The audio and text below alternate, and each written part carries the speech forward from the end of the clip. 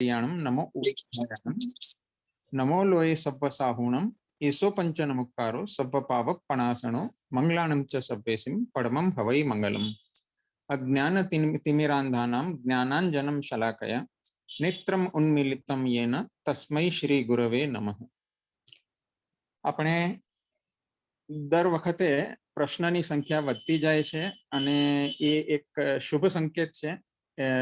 વિદ્યાર્થીઓની જે જિજ્ઞાસા છે એ તરફ આપણને ઈશારો કરી રહી છે કે જેટલી જિજ્ઞાસા વધારે એટલું જ્ઞાન મેળવવાની ભૂખ વધારે, અને જેટલું જ્ઞાન મેળવવાની ભૂખ વધારે એટલું આપણે જ્ઞાન વધારે પ્રાપ્ત કરી શકીએ.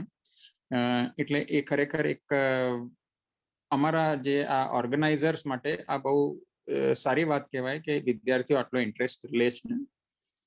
આપણે આજે પ્રશ્નો ઘણા છે એટલે બીજી કોઈ વાત ન કરતા આપણે સીધા પ્રશ્ન ઉપર જઈએ. પહેલો પ્રશ્ન છે પેપર 11 ક્વેશ્ચન 54 માં ઓપ્શન એ શા માટે રાઈટ છે? કારણ કે એ રાઈટ છે કારણ કે એ મનોયોગ વક્રતા છે. આપણે એનામાં ખોટો આન્સર ગોતવાનો છે. એકચ્યુઅલી એ આન્સર રેકોર્ડ કરવામાં મિસ્ટેક થઈ છે. આન્સર સી હોવો જોઈએ, which is the wrong answer, અને એ આપણે એનો સુધારો કરાવી લઈશું. બીજો પ્રશ્ન છે પેપર 11 ક્વેશ્ચન 66 કે તિર્યંચ આયુષ્ય અને ચારિત્ર મોહનીય કર્મના ક્રમશઃ આશ્રવ કયા કયા છે? તો શીલ વ્રતનો અભાવ સૂત્ર નંબર 19 માં આપ જોશો તો નિશ્ચીલ વ્રતમ સર્વ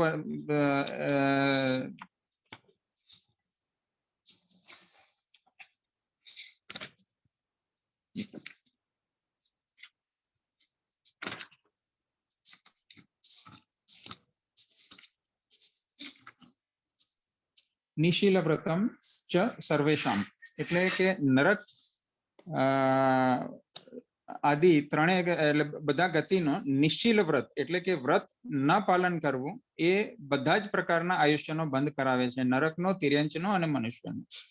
તો એટલે જે પ્રથમ ઓપ્શન આપેલું છે વ્રતનો અભાવ, એ નિશ્ચિલ વ્રતમ, એનાથી આપણે વ્રતનો અભાવ સમજવાનું છે અને એ આપણને તિર્યંચ આયુષ્ય બાંધવામાં એ એક કારણભૂત બની શકે છે. તિર્યંચનો આશ્રવ, તિર્યંચ આયુષ્યનો આશ્રવ શીલ વ્રતનો અભાવથી થઈ શકે છે. અને ચારિત્ર મોહનીયમાં માયા એક પ્રકારનો કષાય છે. કષાયોદયા તીવ્ર પરિણામ ચારિત્ર મોહસ્ય, આ સૂત્ર નંબર 15 છે કે કષાયના ઉદયથી આત્માને અત્યંત સંક્લિષ્ટ પરિણામો ચારિત્ર મોહનીય કર્મનો આશ્રવ કરાવે છે. એટલે માયા એ કષાયનો એક પ્રકાર છે અને એટલે એ આપણે ચારિત્ર મોહનીયનો બંધ એના થકી થાય છે. એટલે આન્સર આ જ રાઈટ આપણે આવે છે. ત્રીજો પ્રશ્ન છે પેજ નંબર 277 માં હિંસાના પ્રકારો જે બતાવ્યા છે એ સમજાવો. 277 માં આપણને એક ચાર્ટ આપેલો છે. હિંસા ના મુખ્ય બે પ્રકાર છે, સ્થૂળ હિંસા અને સૂક્ષ્મ હિંસા. સૂક્ષ્મ હિંસાનો ત્યાગ એટલે શ્રાવક ન કરી શકે. શ્રાવક ફક્ત સ્થૂળ હિંસાનો જ ત્યાગ કરી શકે. સૂક્ષ્મ હિંસાનો ત્યાગ કરવો હોય તો સાધુપણું આપણે એક્સેપ્ટ કરવું જ પડે, અને તો જ આપણે સંપૂર્ણપણે આપણે સૂક્ષ્મ હિંસાનો પણ ત્યાગ કરી શકીએ. એટલે 50% આપણે જો ફક્ત સ્થૂળ હિંસાનો આપણે ત્યાગ કરીએ છીએ એટલે 50% આપણે હિંસાનો ત્યાગ કરી શકીએ. એમાં પણ આરંભજન્ય અને સંકલ્પજન્ય. આરંભજન્ય એટલે આપણા જે કંઈ પણ આરંભ સમારંભ આપણે કરતા હોઈએ, વ્યાપાર આદિ કરીએ કે જે કંઈ પણ આપણી પ્રવૃત્તિઓ કરીએ, સ્ત્રીઓ માટે રસોઈ બનાવવાનું કે એ કોઈ પણ જો પ્રવૃત્તિ થતી હોય તો એ બધી આરંભની પ્રવૃત્તિઓ છે. અને બીજી એક સંકલ્પજન્ય કે સંકલ્પ સાથે આપણે કોઈ પણ પ્રકારની હિંસા કરવાની, તો એનો તો ત્યાગ આપણે કરવાનો જ છે. હિંસાનો સંકલ્પ તો આપણે ક્યારેય ન કરી શકીએ. જીવન જીવવા માટે આપણે જે હિંસા કરવી પડતી હોય એ આરંભજન્ય કહેવાશે, અને સંકલ્પપૂર્વક જો કોઈ હિંસા કરીએ તો એનો તો સંપૂર્ણપણે ત્યાગ કરવાનો જ છે. એટલે ત્રસ્તકાય જીવોની જે હિંસા કરતા આપણે હિંસાની જે છૂટ લીધેલી છે ત્રસ્કાઈમાં જે આપણે બે પ્રકારના છે, તો એમાં એક પ્રકારની છૂટ લેવી પડે, બીજા પ્રકારની આપણે છૂટ ન લઈ શકીએ, એટલે 25% થાય છે. એ સંકલ્પજન્ય હિંસામાં પણ આપણે અપરાધી અને નિરપરાધી, આજે સંકલ્પપૂર્વક કદાચ અપરાધી જીવ હોય તો એનો આપણે ત્યાગ નથી, પણ નિરપરાધી જીવને સંકલ્પપણે આપણે મારવાનો તો સંપૂર્ણ ત્યાગ થાય, એટલે એ 25% નું પણ હાફ થયું, એટલે 12.5% થયું. અને એમાં પણ સાપેક્ષ રીતે અને નિરપેક્ષ રીતે. સાપેક્ષ રીતે એટલે કે ઈરાદાપૂર્વક અને સાવચેતીપૂર્વક, અને નિરપેક્ષ રીતે એટલે કે સાવચેતી રાખ્યા પૂર્વક નિર્દયતાથી આપણે કોઈ પણ પ્રકારની હિંસા કરીએ તો એ નિરપેક્ષ થઈ. એમાં નિરપેક્ષ હિંસાનો સંપૂર્ણ ત્યાગ કરવાનો છે, એટલે એ રીતે આપણે 50% 50% એમ કરતા જઈએ તો 6.25% હિંસા આપણે સંપૂર્ણપણે ત્યાગ કરી શકીએ છીએ. એટલે જ અહીંયા આગળ એમ બતાવવામાં આવ્યું છે કે 1 રૂપિયામાં જો સાધુ 1 રૂપિયાની હિંસા કરી હિંસાથી બચી શકતા હોય તો આપણે ફક્ત 6.25 પૈસાની હિંસાથી સંપૂર્ણપણે આપણે બચી શકીએ છીએ, એ રીતે આમાં બતાવવામાં આવેલું છે. ચોથો પ્રશ્ન છે, કાયબલ અને યોગબલ એ એક જ જણાય કે? કાયબલ એ યોગબલનો એક પ્રકાર છે. યોગ 3 પ્રકારના છે, મન, વચન અને કાયા. એટલે કાયાનું બળ જ્યાં વપરાતું હોય એ યોગબળનો એક પ્રકાર થયો. બાકી મનબળ અને વચન બળ એ 3 મળીને યોગબળ થઈ શકે. 5મો પ્રશ્ન છે, પેપર 11 માં ક્વેશ્ચન નંબર 72 વિશે.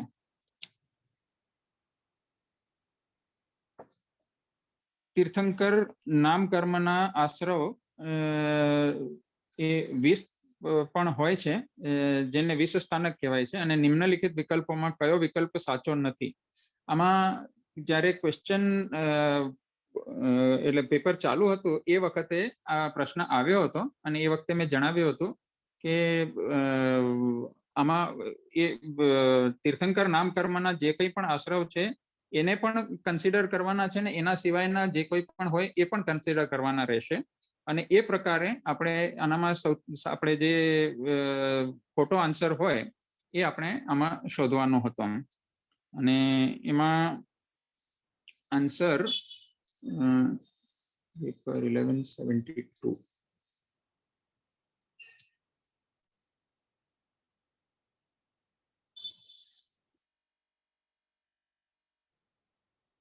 એમાં પહેલો આન્સર એ ખોટો છે, અવાક્ય ખોટું, એટલે વિકલ્પ ખોટો છે. એમાં ત્રીજો જે એમાં 3 સેન્ટેન્સીસ છે, એમાં ત્રીજો સેન્ટેન્સ સંવેગ એ ખોટું આવે છે. સંસારના સુખ પણ દુઃખરૂપ લાગવાથી સંસારનો ઉદ્વેગ અથવા વૈરાગ્ય થવો. આ સંસારનો ઉદ્વેગ અને વૈરાગ્ય થવો એ નિર્વેદની વ્યાખ્યા છે. સંવેગની વ્યાખ્યા જે છે એ મોક્ષ તરફનો આપણી અભિલાષા જાગવી, એ સંવેગની વ્યાખ્યામાં આવે છે, એટલે એ ખોટું જણાય છે. ત્યાર પછી 6થો પ્રશ્ન છે, બુકમાં પેજ નંબર 319 માં સાકાર મંત્રભેદ અને રહસ્ય વ્યાખ્યાન, એ બેના પોઈન્ટ વાઇઝ ડિફરન્સ સમજાવવાના છે. 319 રહસ્ય અભ્યાખ્યાન એટલે કે કોઈ પણ પ્રકારનો રહસ્ય આપણે પ્રગટ કરવું, ચાહે એ રાજ્ય તરફનું હોય, મિત્ર તરફનું હોય, પતિ પત્ની વચ્ચેનું હોય, એ રહસ્યને પ્રગટ કરીએ એને રહસ્ય અભ્યાખ્યાન કહેવાય છે. અને સાકાર મંત્રભેદ એની વ્યાખ્યા આપણને એ રીતે કરવામાં આવેલી છે કે કોઈ પણ પ્રકારની શરીર આદિની કોઈ પણ ચેષ્ટાથી આપણે કોઈ વાત આપણને સમજમાં આવે અને એ ગુપ્ત વાત જે રાખવાની હોય એને આપણે પ્રકાશિત કરવામાં આવે તો એ સાકાર મંત્રભેદ થયો. હવે એમાં બંનેમાં આમ ગુપ્ત વાતને પ્રકાશિત કરવું એ કોમન વાત આવે છે, પણ તેમ છતાં એનામાં બંનેમાં ફરક એ છે કે સાકાર મંત્રભેદ એ વિશ્વાસુની ગુપ્ત હકીકતનું જે પ્રકાશન કરવામાં આવે છે, જ્યારે રહસ્યાભ્યાખ્યાનમાં એ ગુપ્તતા એટલે વિશ્વાસુ કે અવિશ્વાસુનો ભેદ નથી હોતો. એમાં 3 પ્રકારે આપણને જે આમાં સમજાવવામાં આવેલું છે. પહેલો પ્રકાર એ છે કે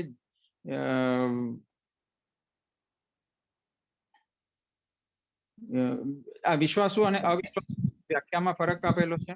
બીજો ભેદ આપણને બતાવવામાં આવેલો છે જે જેના પાસેથી જાણેલી હોય એના સંબંધી જ વાત હોય.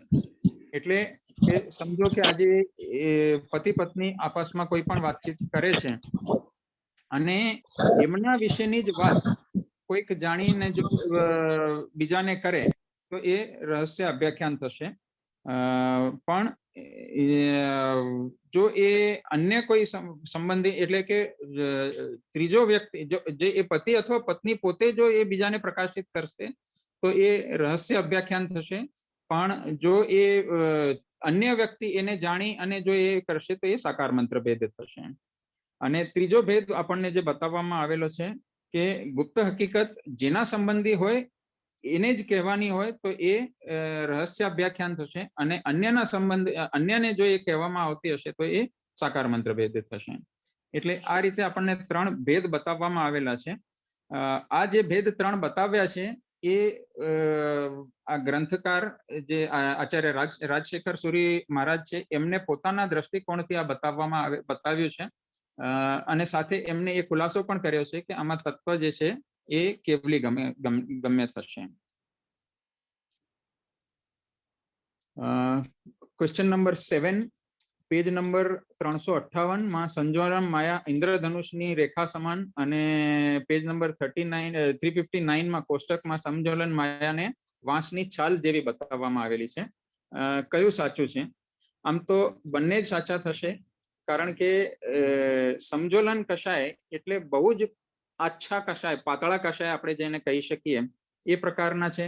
વાંસની છાલ પણ જે અગર હોય તો એ બહુ જ પાતળી હોય અને ઇન્દ્રધનુષની રેખા એ પણ એકદમ જ તરત જ એને નિર્મૂળ કરી શકાય તે પ્રકારની હોય છે. એટલે આમ બંને સાચા જ થાય. ફક્ત આમાં વાંસની છાલ કે ઇન્દ્રધનુષની રેખા એ એટલા માટે બતાવવામાં આવ્યું છે કે એનામાં કર્વેચર હોય છે. કર્વેચર એ વક્રતાનો એક સંકેત બતાવે છે કે વક્રતા જેનામાં હોય એ માયા છે અથવા કોઈ પણ પ્રકારનો કષાય હોય તો એ વક્રતાના આધારે છે. માયા હંમેશા વક્રતાના આધારે આવતી હોય છે.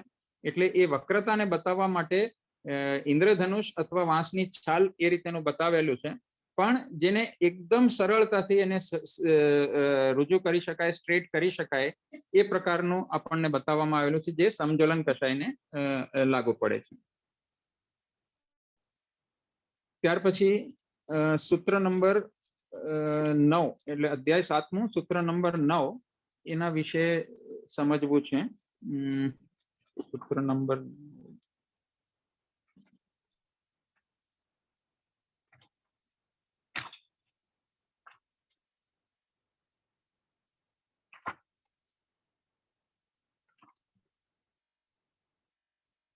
એટલે અસત્યની જ વ્યાખ્યા આનામાં બતાવવામાં આવેલી છે. અસત્યના આમ મૂળ 3 ભેદ છે, પણ પ્રથમ ભેદના બીજા એટલે 2 ભેદ થાય છે. એ રીતે 4 ભેદ આપણને બતાવવામાં આવેલા છે. સદભાવ પ્રતિષેધ, અર્થાંતર અને ગરહા. હવે સદભાવ પ્રતિષેધના 2 ભાગ બતાવે, 2 એના પર્યાય બતાવવામાં આવેલા છે, ભૂત નિર્નવ અને અશુદ્ધ ભૂત ભાવન. ભૂત નિર્નવ એટલે કે જે સાચી વસ્તુ હોય એને ખોટા રૂપે પ્રગટ કરવી. એટલે કે જે વસ્તુ જેવી છે એવી ન પ્રગટ કરતા આપણે એને અલગ રૂપે પ્રગટ કરવામાં આવે તો એ ભૂત નિર્નવ થશે. જેમ કે કોઈ એમ પ્રરૂપણા કરે કે આત્મા જેવી કોઈ વસ્તુ છે જ નહીં. આજે અન્ય દર્શનો એવા છે કે જે લોકો આત્માને માનતા જ નથી. ચાર્વાક દર્શન જો કહીએ તો એ આત્માને બિલકુલ એક્સેપ્ટ કરતા જ નથી. 5 મહાભૂતોમાંથી આપણું આ શરીર બનેલું છે અને જ્યારે એનો સમય અંત સમય આવતો હોય છે એટલે 5 મહાભૂતમાં પાછું વિલીન થઈ જાય છે. આત્મા જેવી કોઈ વસ્તુ રહેતી જ નથી, એટલે કે કોઈ નિત્ય વસ્તુ એનામાં નથી. એ રીતેની પ્રરૂપણા એ લોકોની કરતા હોય છે, એ લોકો કરતા હોય છે. તો એ આપણે ભૂત નિર્નવ. ભૂત એટલે કે લિવિંગ બિંગ, નિર્ણવ એટલે કે એનો બહિષ્કાર કરવો અથવા એનો ત્યાગ કરવો. એ રીતે સાચી વસ્તુનો ત્યાગ અથવા સાચી વસ્તુને અલગ રૂપે અપલાપ કરીને બતાવવી એને આપણે ભૂત નિર્ણવ કહેવામાં આવશે. બીજો છે એનો જ એટલે સદભાવ પ્રતિષેધનો બીજો પ્રકાર બતાવવામાં આવેલો છે અસદભૂતોદ્ભાવન, અભૂતોદ્ભાવન. એટલે કે જે વસ્તુ જેવી નથી તેવા રૂપે પ્રગટ કરવી. વસ્તુ જે રૂપે છે એ રૂપે ન પ્રગટ કરવી, એનું જ બિલકુલ ઓપોઝિટ કે જે રૂપે નથી તેવી એને પ્રગટ કરવી, એને અભૂતોદ્ભાવન કહેવાશે. એટલે કે જે વસ્તુ નથી એનો ઉદ્ભાવ કર્યો, એને પ્રગટ કર્યો, એનો ઉત્પન્ન કર્યો એવી વસ્તુને. જેમ કે આત્મા આપણે શરીર વ્યાપી હોઈ શકે, એટલે કે જેટલું શરીર હોય એટલી જ આત્માની અવગાહના થઈ શકે. તો એના બદલામાં જો એમ કહેવામાં આવે કે આત્મા સર્વવ્યાપી છે, એટલે કે આખા લોક પ્રમાણમાં આત્મા રહી શકે એ પ્રકારની આત્મા છે, તો એને આપણે જેવી છે એવી ન બતાવતા અલગ રૂપે બતાવી એવું આપણે એને કરી શકાશે. આમાં ગુણના દ્વારા આપણે જો કોઈ પણ એનો એટલે કે એક ગુણને લઈને આપણે અલગ રીતે પ્રરૂપણા કરશું તો એ અભૂતોદ્ભાવન થશે.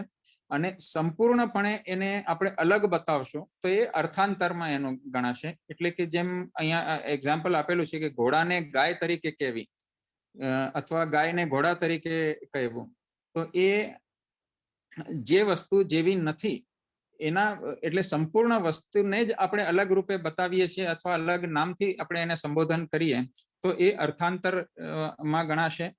અને ગરહા એટલે કે જે ભગવાને જે પ્રમાણે કહ્યું છે એના કરતા વિરુદ્ધ વાત કરવી, શાસ્ત્રમાં જે રીતે આપણને બતાવવામાં આવેલું છે એના કરતા વિરુદ્ધ પ્રકારે પ્રરૂપણા કરવી, એને આપણે ગરહાર નું સ્વરૂપ આપણે કહી શકશું. એટલે આ રીતે 4 પ્રકારે આપણે અસત્યની વ્યાખ્યા આપણને આનામાં બતાવવામાં આવેલી છે. અને એમાં આ 4 પ્રકાર ભલે એમાં કોઈક વસ્તુમાં એવું બી થાય કે આપણે ખોટું ન બોલતા હોઈએ, એટલે કે વસ્તુ સાચી બતાવતા હોઈએ પણ ભાવ એનામાં ખોટા જે અગર આપણને પ્રગટ થતા હોય તો એને પણ આપણે અસત્ય તરીકે જ સ્વીકાર કરવામાં આવે છે. જેમ કે કોઈક વ્યક્તિ ને આપણે ગરીબ છે અને એને આપણે ઉતારી પાડવાના દ્રષ્ટિકોણથી જો આપણે એને ગરીબ કહીએ તો ક્યાંક ને ક્યાંક એના જે સમતા ભાવ છે અથવા એનો પોતાનો જે કોમ્પ્લેક્સ હોય એને આપણે ગમે તેમ નીચે ઉતારવાનો પ્રયત્ન કરશું તો એને આપણે અસત્ય વચન તરીકે જ એને લેવામાં આવશે. કોઈ સમજો આજે એક વેશ્યા હોય અને એને વેશ્યા તરીકે આપણે એને ઉતારી પાડવાના દ્રષ્ટિકોણથી જો અગર વાત કરીએ તો એને પણ આપણે અસત્યનો એક પ્રકાર, ભલે એ વાત સત્ય છે તેમ છતાં અપ્રિય લાગે એ પ્રમાણે આપણે કોઈને પણ આપણે કહીએ તો એ અસત્યનો જ એક પ્રકાર બતાવવામાં આવેલો છે. આપણને શાસ્ત્રમાં કહેવામાં આવે છે કે સત્યમ વદ પ્રિયમ વદ, એટલે કે જે સત્ય વસ્તુ છે એને પણ પ્રિય રીતે આપણે બોલવાનું છે. અપ્રિય લાગે એ પ્રમાણે જો એ આપણે કહીશું તો એ અસત્યનો જ એક પ્રકાર થશે. એટલે આ વસ્તુ આપણે આનાથી આપણે અસત્યની વ્યાખ્યા આપણને કઈ રીતે બતાવવામાં આવેલી છે શાસ્ત્રમાં એ આપણને ખ્યાલ આવી શકે છે.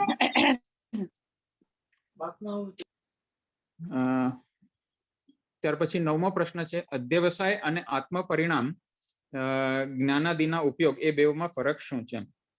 બહુ થિન લાઈન છે એ બંનેના ડિફરન્સમાં.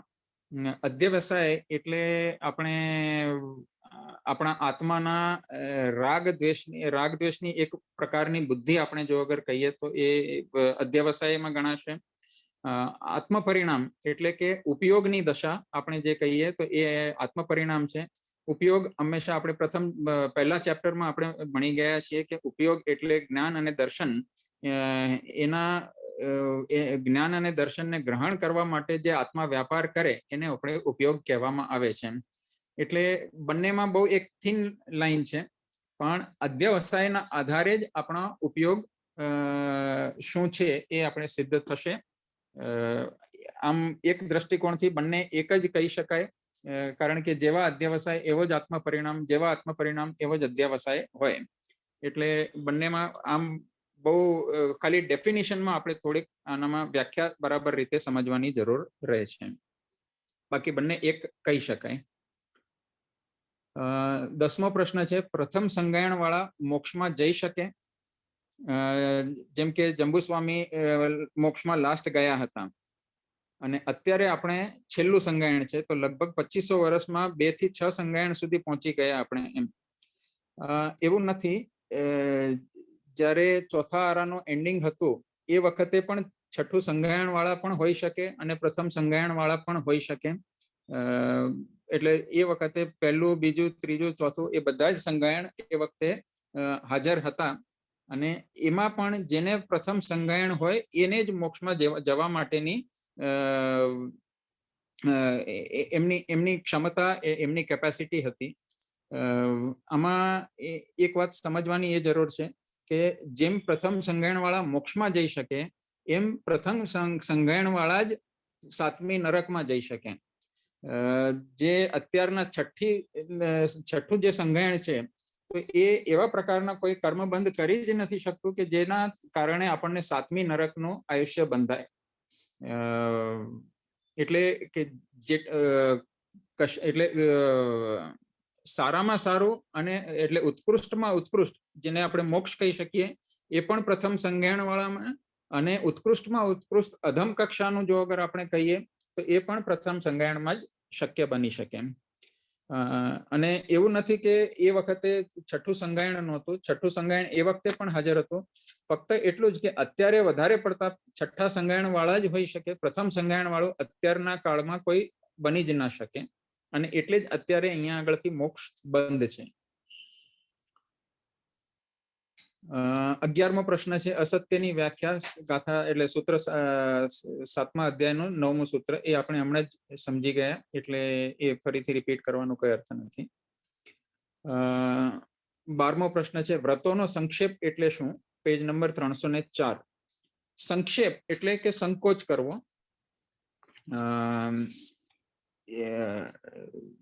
વિસ્તાર અને સંકોચ એટલે કે એનલાર્જમેન્ટ અને રિડક્શન.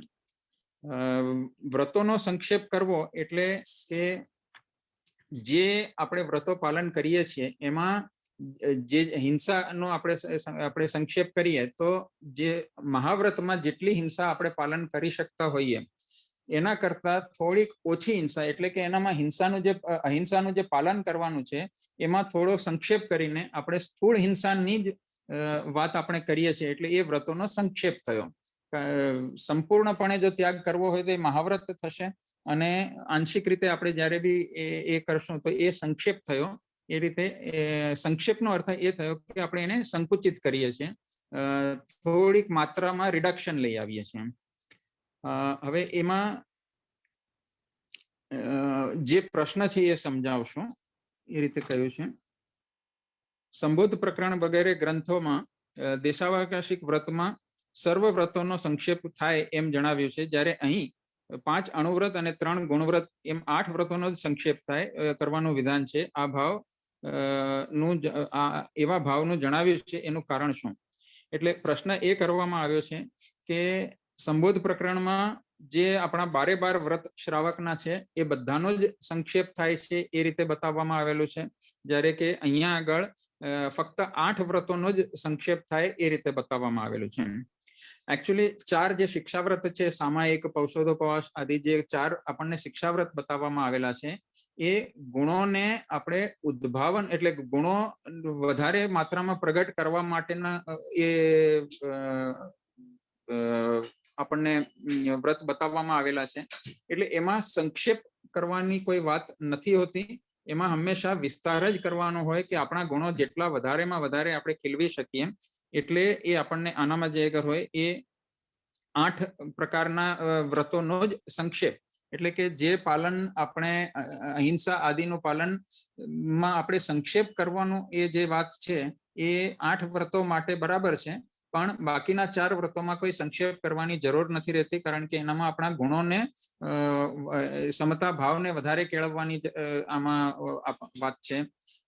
ઉપભોગ પરિભોગ પરિમાણ જે આપણે કરીએ તો એમાં બી આપણે સંક્ષેપની વાત નથી. જેટલું વધારે કરી શકીએ એ પ્રમાણે આપણે કરવાથી આપણને આપણી રાગ ને દ્વેષની પરિણતિ ઓછી થશે, અને એટલે જ એનો લાભ વધારેમાં વધારે થશે. એટલે બાકીના 4 નો આપણે સંક્ષેપ આનામાં કરવાનો રહેતો નથી. પેપર ક્વેશ્ચન નંબર 13, પેપર 11 માં ક્વેશ્ચન નંબર 54 એ આપણે વાત થઈ ગઈ. એ આન્સર સી છે અને એ રોંગ રેકોર્ડ થયો છે, એટલે એ સુધારવામાં આવશે અને બધાના માર્ક્સ એ પ્રમાણે કેલ્ક્યુલેટ કરવામાં આવશે. અધ્યાય 7 લાસ્ટ પ્રશ્ન સમજવો છે, એ હમણાં જ આપણે કરી ગયા, એટલે આમાં મારા ખ્યાલથી રિપીટ થયા છે ઘણા બધા ક્વેશ્ચન્સ. એમાં બીજો એક પ્રશ્ન છે પેપર 13 માં 64 માં અણુવ્રતોમાં લાભ કરાવનાર, એટલે એ 64 નો શું કરવાનું એ સમજ નથી પડતી. Paper 13 question 64.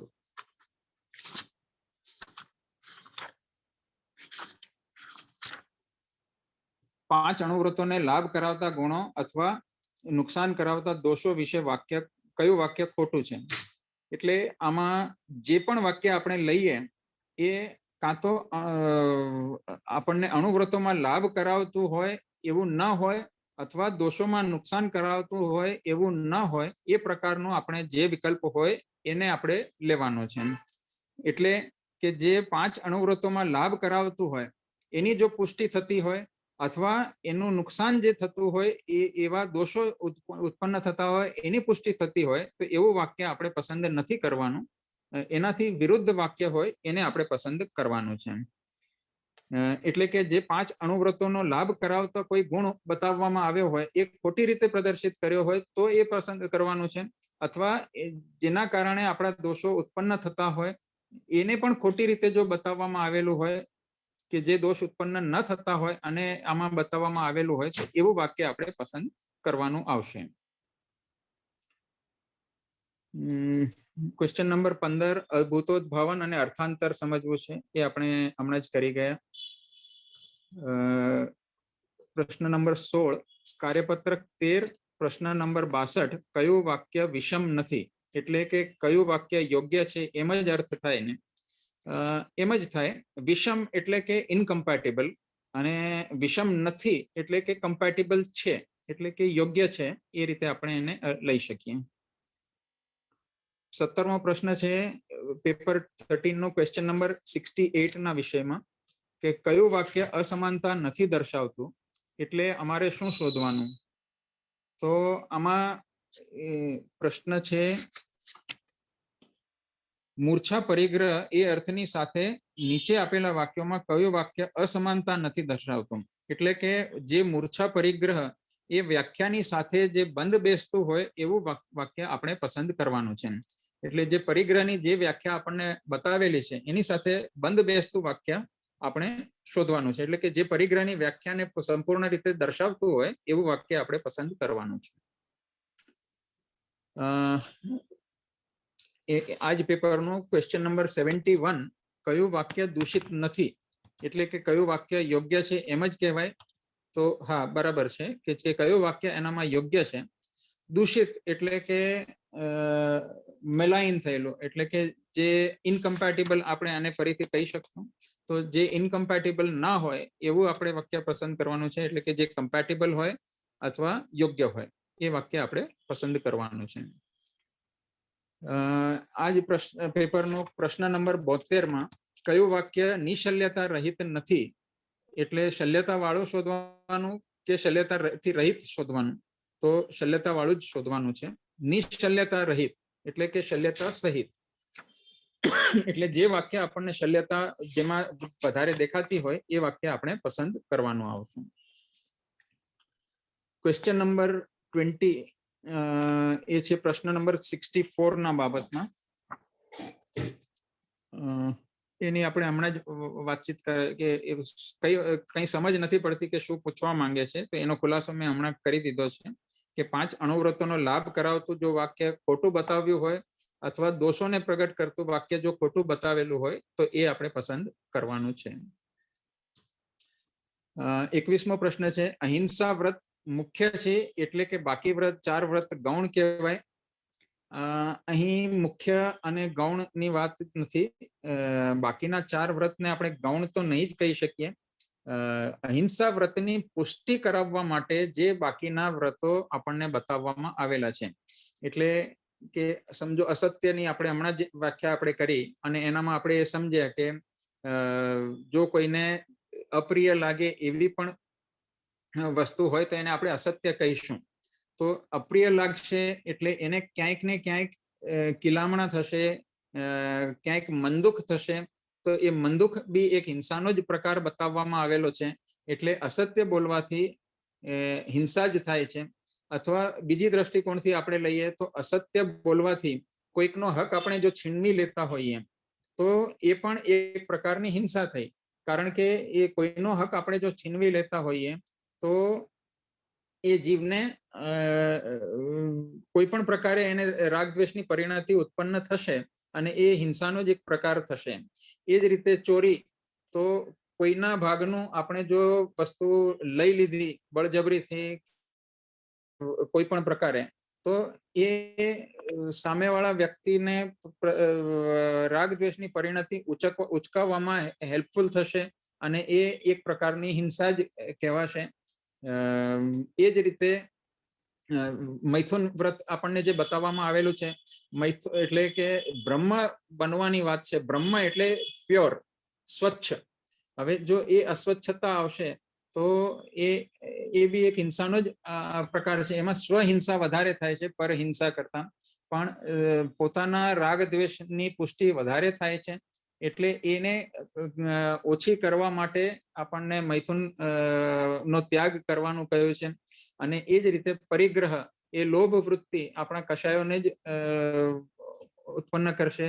લોભ વૃત્તિ, સંચય વૃત્તિ કરવાથી આપણા પોતાના જે ભાવ પ્રાણ છે એની આપણે હિંસા કરી જ રહ્યા છીએ. એટલે આ હિંસા નો ત્યાગ જે કરવાનું આપણને બતાવેલું છે, અથવા અહિંસા વ્રતને ફોલો કરવામાં જે બતાવેલું છે, તો એના બાકીના 11 વ્રતો અહિંસાના પાલન માટે અથવા અહિંસાની પુષ્ટિ કરવા માટે ઉપયોગી થઈ પડે છે. એટલે અહિંસા વ્રત જ મુખ્ય બતાવેલું છે અને બાકીના વ્રતો જે છે એની પુષ્ટિ કરાવે છે, એ રીતે આપણને કહેવામાં આવેલું છે. 22મો પ્રશ્ન છે, પેપર 12માં ક્વેશ્ચન નંબર 64 સમજ નથી પડતી. પેપર 12 નો એ તો પતી ગયેલો છે. કદાચ આમાં જો સમજ ફેર હોય કે આ પેપર 13 માટે હોય તો એ એવું હશે, કારણ કે એ પ્રશ્ન ઘણા લોકોને સમજમાં નહોતો આવ્યો. તેમ છતાં જો 12મા પ્રશ્નનો કોઈ પણ શંકા હોય તો એ આપ ગ્રુપમાં પૂછી લેજો, જેમને પણ આ પ્રશ્ન કર્યો છે, તો હું એનો ખુલાસો આપી દઈશ.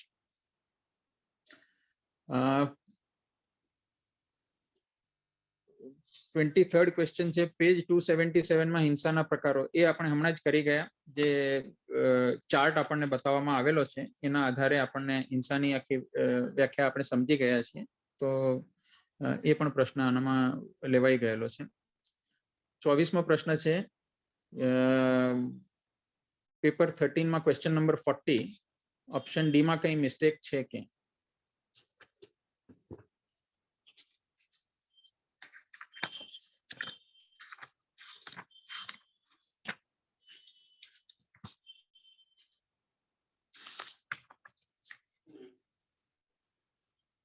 નહીં, આ પ્રશ્ન મેં જોઈ લીધો છે, આનામાં કોઈ જ મિસ્ટેક નથી.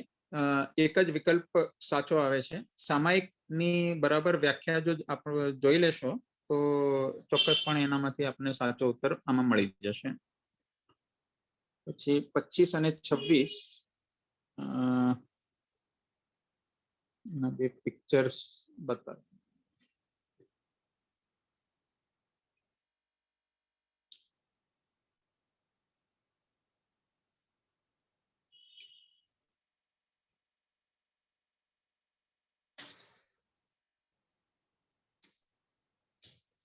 25મો પ્રશ્ન છે, પ્રાણી અને જીવ એક જ થાય કે? તો પ્રાણી એ જ જીવ, જીવ એ જ પ્રાણી. જેનામાં પ્રાણ છે એને આપણે પ્રાણી કહીએ છીએ, અને પ્રાણ એનામાં જ હોય કે જે જીવંત હોય, એટલે કે જીવ દ્રવ્ય હોય એનામાં જ પ્રાણ હોય, એટલે પ્રાણી કહો કે જીવ કહો એ એક જ વસ્તુ થશે. 26મો પ્રશ્ન છે, સંયમમાં સીધાય એટલે શું? સીધાવવું એટલે દુઃખી થવું. તો અહીંયા મહાવ્રતોના પાલનમાં એનો શું રોલ છે? એમને એક પ્રશ્ન એટલે પેપર આપણે question paper sorry text book નો 300 નંબરનું પેજ એનામાં મૂક્યું છે, અને એનામાં બતાવ્યું છે કે બાળ વૃદ્ધ જ્ઞાન ના લાભાંતરાય કર્મના ઉદયવાળા મુનિઓ વગેરેને ભક્તિ ન કરી શકાય તો તેઓ સંયમમાં સીધાય.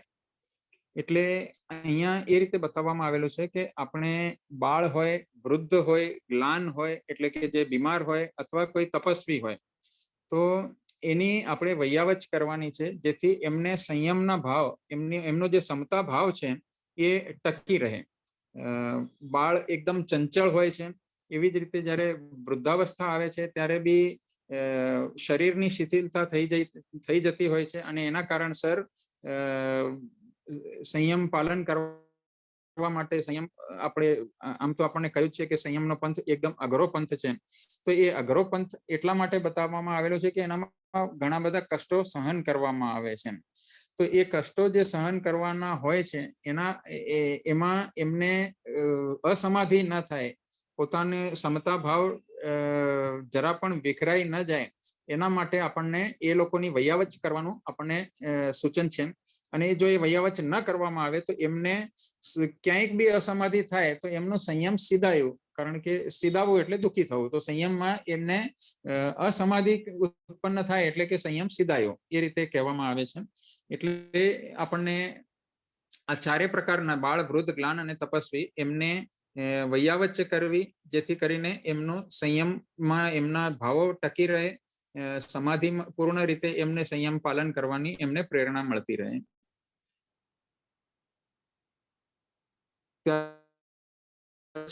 ભાવનાબેને પ્રશ્ન મૂક્યા છે. હવે સમય મને એકચ્યુઅલી આજે જ પ્રશ્ન મૂક્યા છે એટલે સમય મળ્યો નથી. હું જેટલા અત્યારે પ્રગટ રૂપે થતા હશે એટલા હું આપને હમણાં કહી દઉં, કારણ કે આ પ્રશ્નો એવા છે કે મારે પોતાને પણ જ્યારે એક બે વખત વાંચું તો જ આપણને બરાબર ખ્યાલ આવે કે એનામાં કઈ જગ્યાએ કેવી મિસ્ટેક છે. કાર્યપત્રક 11 ક્વેશ્ચન 66 એ આપણે હમણાં ડિસ્કસ કરીએ. આપણે પછી પણ લઈ શકીએ છીએ. હા, વાંધો નહીં. એટલે જેટલા મને અત્યારે થઈ જશે, આપણી પાસે સમય છે હજી 15-20 મિનિટનો, તો થઈ જશે એટલા કરીએ. 11મા પેપરનો ક્વેશ્ચન 66 હમણાં જ આપણે ડિસ્કસ કરી ગયા.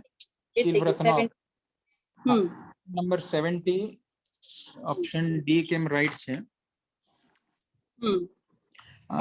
ડી માં તો ઓપ્શન બધા જ રાઈટ છે. એમાં જો કંઈ આપને કોઈ પર્ટિક્યુલર માં ન ખબર પડતી હોય,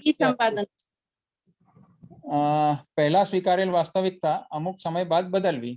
તો વિસંવાદની વ્યાખ્યા એ જ કરેલી છે કે પહેલા સ્વીકાર કરેલો હતો ને પછી અસ્વીકાર કરવામાં આવે છે.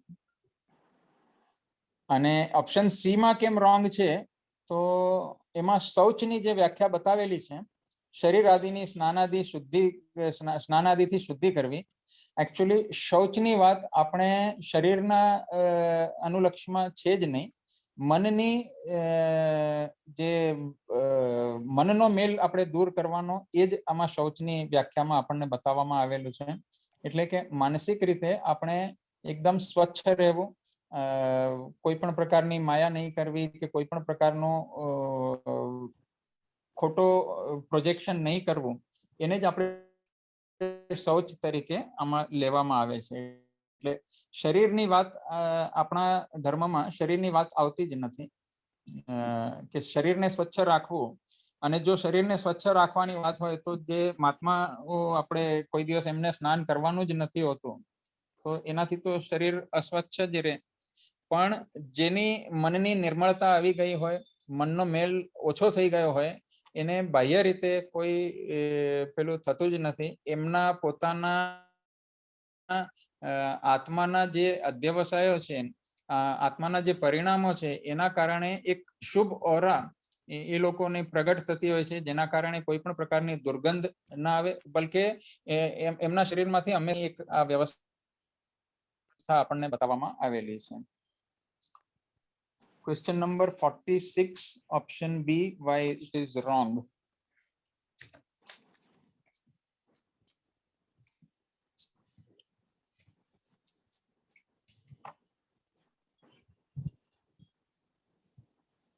કષ્ટ સહન કરવાથી અશ્વતા વેદનીય કર્મનો આશ્રવ થાય છે, તો પણ આધ્યાત્મિક માર્ગમાં કષ્ટ સહન કરવાનું વિધાન છે તે ભાવિ સુખને લક્ષ્યમાં રાખીને જ કરવામાં આવ્યું છે. એટલે આનું ખરે ફર્સ્ટ સેન્ટેન્સ સમજવું છે. હા, એટલે આપણને એ રીતે બતાવેલું છે કે કષ્ટ જે સહન કરવામાં આવે તો એનાથી અશાતા વેદનીયનો આપણને આશ્રવ થાય છે. સાહેબ આશ્રવ કેવી રીતે થાય? નિર્જરા થાય ને સાહેબ? નહીં, એમાં એ કઈ રીતે છે, આપણે જ્યારે કષ્ટ સહન કરવાનું આવે છે ત્યારે જો આત્મા શુભ ભાવમાં હોય અથવા શુદ્ધ ભાવમાં હોય, એટલે કે બહુ પ્રસન્નતાપૂર્વક જો એ આત્મા કષ્ટ સહન કરતો હોય ત્યારે જ નિર્જરા શક્ય છે. પણ લગભગ આપણે જ્યારે કષ્ટ સહન કરવાનું આવતું હોય, દાખલા તરીકે આપણે એકદમ ગરમી હોય અને આપણે પંખા વગર બેસવાનું જો કોઈ અવકાશ આવ્યો કે ભાઈ એ પંખા વગર જ એ લાઇટ ચાલી ગઈ અને આપણે એ વખતે પંખો બી નથી થતો, એસી પણ નથી થતું, તો એ વખતે જ્યારે ગરમી સહન કરતા કરતા આપણા આત્માના પરિણામ કેવા રહે છે, જો આપણે દુઃખનો અનુભવ કરીએ, આપણને કષ્ટ સહન કરવી પડી રહ્યું છે અને એના કારણસર ગ્લાની કોઈ પણ પ્રકારની થાય અથવા મનમાં ઉદ્વેગ જો આવે તો એ આશ્રમનું જ કારણ બનવાનું છે. અને એટલે જ આપણને જે બતાવવામાં આવેલું છે કે જ્યારે કર્મનો ઉદય હોય, શુભ કર્મનો હોય કે અશુભ કર્મનો હોય, એ વખતે આપણે જો આપણી મનની પરિસ્થિતિને, આપણા આત્માના અધ્યવસાયોને જો આપણે કંટ્રોલ કરશું અને એને સમતાપૂર્વક, ચાહે સુખ મળે ચાહે દુઃખ મળે, સમતાપૂર્વક જો આપણે ભોગવશું તો આપણે વધારે ને વધારે નિર્જરા કરશું, સંવર કરી શકશું, નવા કર્મોને આવતા અટકાવી શકશું. પણ જો એ વખતે આપણા પરિણામ, આત્માના પરિણામ જો વિપરીત હશે, એટલે કે અશુભ પરિણામ હશે, તો આપણે आश्रव જ વધારે કરશું.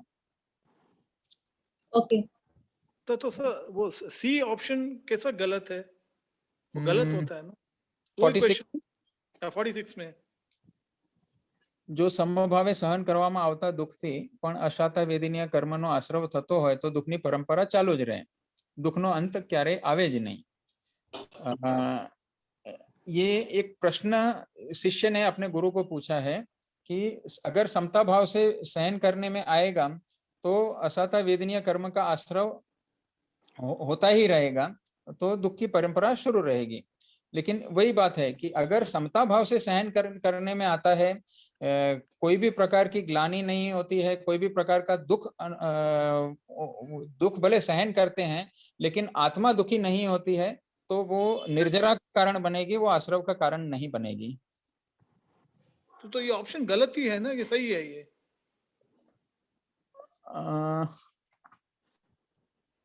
ये ऑप्शन सही है, हमें रॉन्ग ऑप्शन ढूंढना है और रॉन्ग ऑप्शन ए है.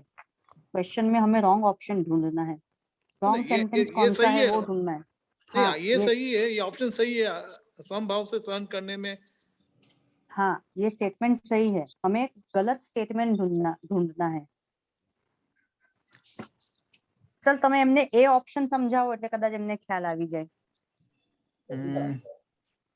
એ વાક્ય જે છે ને, કર્મની પ્રકૃતિઓમાં આઠે કર્મનો શુભ અને અશુભ એમ બંને પ્રકારના આશ્રવ હોય છે. एक्चुअली शुभ और अशुभ जो है वो सिर्फ अघाती कर्म में हो सकता है. घाती कर्म में तो अशुभ ही है, उसमें शुभ कुछ भी नहीं है. कुछ हद तक अगर हम कहेंगे तो सम्यक तो मोहनीय, इसको हम थोड़े अंश में शुभ के हिसाब से स्वीकार करेंगे, क्योंकि जब सम्यक तो मोहनीय का उदय होता है तभी जीव, जब सम्यक्त्व प्राप्ति के बाद में अगर सम्यक्त्व मोहनीय का उदय रहेगा तो जीव दुर्गति में नहीं जाएगा, यानी कि प्रथम गुणस्थानक में या द्वितीय गुणस्थानक में नहीं जाएगा. तो उस दृष्टिकोण से हम सम्यक तो मौनियों को कुछ अंश में शुभ लेंगे, बाकी चारों अघाती कर्म अशुभ ही है, शुभ एक भी नहीं है। राइट? तो अपना ओके ओके ओके भले हाँ जी। ओके सब चलिए સર સોરી ટુ ડિસ્ટર્બ એક હા. સજેશન આવ્યું છે કે 10મા પેપરના ક્વેશ્ચન્સ અત્યારે લેવા પહેલા અત્યારે જે હા. કરન્ટલી પેપર ઓનગોઈંગ છે એના ક્વેશ્ચન્સ કમ્પ્લીટ કરી લઈએ એના પછી ટાઈમ હશે તો એ વાળા લઈએ. હા, એટલે અત્યારે કોઈ બાકી રહ્યા છે? જેટલા મને ક્વેશ્ચન્સ આપ્યા હતા એ બધા જ મેં કરી લીધા છે. હિન્દીના ક્વેશ્ચન્સ થોડા ઘણા આવ્યા છે. ઓકે. એટલે હિન્દી ગ્રુપમાં છે? ના તમને પર્સનલ પર પણ મોકલાવ્યા છે. ઓકે. હું ફરી મોકલાવું એક જ મિનિટ. સર જે પ્રશ્ન થઈ ગયા છે ને એમાં બી એક બે પ્રશ્ન છે. हाँ तो हिंदी के प्रश्न पूछे हाँ, पूछ सकते हैं, उसमें कोई प्रॉब्लम नहीं है। सर आपने 13 में 60 नंबर क्वेश्चन में खाली 3 ही ऑप्शन दिया है बुक के अंदर. अच्छा। हाँ मेरे पास एक्चुअली हिंदी की बुक है नहीं। ABC 3 है या कौन सा ABC है, डी नहीं है, ऑप्शन डी नहीं है बुक में. ओके, तो मैं ग्रुप में डाल दूंगा। ऑप्शन डी जो है वो मैं ग्रुप में अच्छा. डाल देता हूँ। अच्छा, और देखिए क्वेश्चन नंबर 54, 55 और 56 में है ना जो ऑप्शन है पूरा गलत दिया है. जो आपने 1B 1 2 C वो पूरा गलत है. ओके, प्लीज उसको थोड़ा सुधार दीजिए तो ये होगा. और अपना क्वेश्चन नंबर नहीं क्वेश्चन पेपर 12 में हाँ. जो 71 क्वेश्चन है जो गाथा दिया है उसमें भी हाँ. बहुत सारी गलतियां हैं उसमें भी. ओके, हाँ ठीक है, वो मैं चेक कर। और पेपर 12 तो खत्म हो गया है ना? नहीं वो अभी दोनों साथ में सबमिट करने का है. ओके ओके ओके, तो इसके लिए हाँ. बहुत सारी गलतियां हैं उसके अंदर. तो ओके. इसके लिए हम लोग समझ में ही ना था क्योंकि वो गाता तो वर्ड तो बराबर है, खाली एक आध दो शब्द आगे पीछे है नंबर में. तो वो तो वो हम लोग कंसिडर करना है कि वो करना है, उसके लिए थोड़ा कंफ्यूजन है. ठीक है, उसका जो भी सही प्रश्न है वो मैं ग्रुप में डाल दूंगा। सिर्फ आप मुझे क्वेश्चन नंबर्स एक बार ग्रुप में डाल दीजिए तो मैं उसके सारे ही प्रश्नों के सही प्रश्न जो भी है वो मैं ग्रुप में पोस्ट कर दूंगा। हाँ हाँ. अच्छा सर अभी नहीं मेरे को और एक क्वेश्चन जी. नंबर नहीं अपना एक मिनट पेपर में वो अपना वचन एक मिनट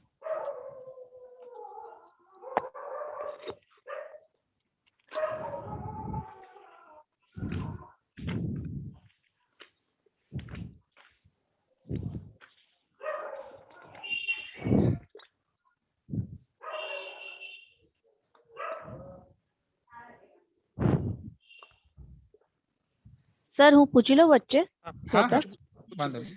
આપણે પેપર 11 ક્વેશ્ચન 72 માં જે સંવેગનો કીધું हाँ. કે જે સંસારના સુખ પણ દુઃખ રૂપ લાગવાથી સંસારથી ઉદ્વેગ વૈરાગ્ય થવો એ નિર્વેદની વ્યાખ્યા છે. કરેક્ટ. અને સર પણ આપણે બુકમાં તો એવી રીતનું નથી. એટલે આ સેન્ટેન્સ બુકમાં સંસાર ફક્ત સંવેગની જ વ્યાખ્યા આપેલી છે. નિર્વેદની વ્યાખ્યા જો આપણે પ્રથમ ફર્સ્ટ ચેપ્ટર જ્યારે આપણે ભણ્યા હતા ત્યારે એમાં સમસંવેગ, નિર્વેદ, આસ્તિક્ય અને એટલે જે સમ્યક્ત્વના જે 5 લક્ષણ બતાવેલા છે એની એ વખતે એની વ્યાખ્યા આપણે ભણેલા હતા. એમાં નિર્વેદની વ્યાખ્યા આપણને આ રીતે બતાવેલી છે કે સંસાર પ્રત્યે વૈરાગ્ય થવું એ નિર્વેદ થયું અને મોક્ષ પ્રત્યેની અભિલાષા વધારે ને વધારે દ્રઢ થવી એને આપણે સંવેગ તરીકે કહીશું.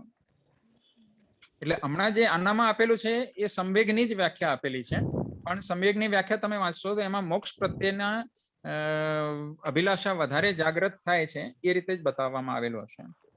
એટલે આપણે જે રીતે આ જે આવ્યું 289 માં જે છે સંસાર અને સંસારના કારણો ઉપર અરતિ એનું જ નામ સંવેગ. આ કે નીચે પેરેગ્રાફમાં ઓલું લખેલું છે કે બે વિપરીત તરીકે સંવેગ અને નિર્વેદનું ઓપોઝિટમાં બી વપરાય છે મીનિંગ. એટલે જનરલાઈઝ આપણે મોક્ષાભિલાષ જ લેવાનો. સંવેગ એટલે મોક્ષનો અભિલાષ અને નિર્વેદ એટલે સંસાર પ્રત્યેની સંસાર અસાર છે એવી માન્યતા અને સંસાર પ્રત્યેનું વૈરાગ્ય આવે. આમાં જે આપણને 16 તીર્થંકર નામ કર્મના જે આશ્વરો બતાવવામાં આવેલા છે એમાં તમે સંવેગ બતાવવામાં આવેલો છે એટલે હા મેં હા, પણ પાંચમો વાંચ્યું નંબર વારંવાર સંવેગ સંસારના સુખો પણ દુઃખરૂપ લાગવાથી મોક્ષ સુખ મેળવવાની ઈચ્છા ઉત્પન્ન થયેલ શુભ આત્મ પરિણામ.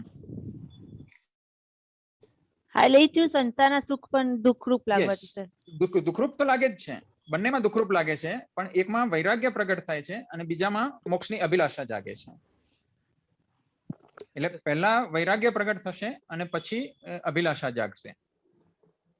એટલે સાહેબ મોક્ષની સંસાર પ્રત્યે કંટાળો એ નિર્વેદ આવશે અને મોક્ષની અભિલાષા એ સંવેગ, બરાબર? હા બરાબર છે. અને આપણને જે ક્રમ બતાવેલો છે સમ સંવેગ નિર્વેદ ચોથું ભૂલાઈ જાય છે અને પાંચમું આસ્તિક્ય. તો એ પહેલું આસ્તિક્ય આવશે, એના પછી ચોથું આવશે, એના પછી નિર્વેદ આવશે, 4 નંબર અનુકંપા. બરાબર, એટલે પહેલું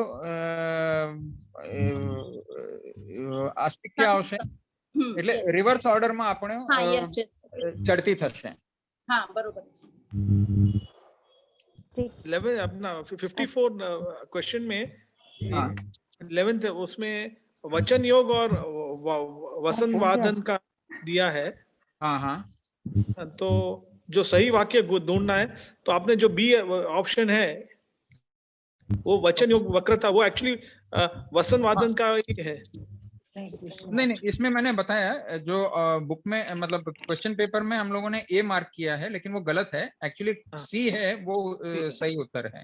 अच्छा पण और सर देखो, और 60 नंबर का क्वेश्चन में, हाँ पेपर 11 पेपर 11 में, हाँ हाँ देखो वहां भी आपने एक्चुअली ये डी है संयम तो केवल निर्जरा का ही कारण बताता है, बनता है, तो वो कैसा रॉन्ग हो सकता है?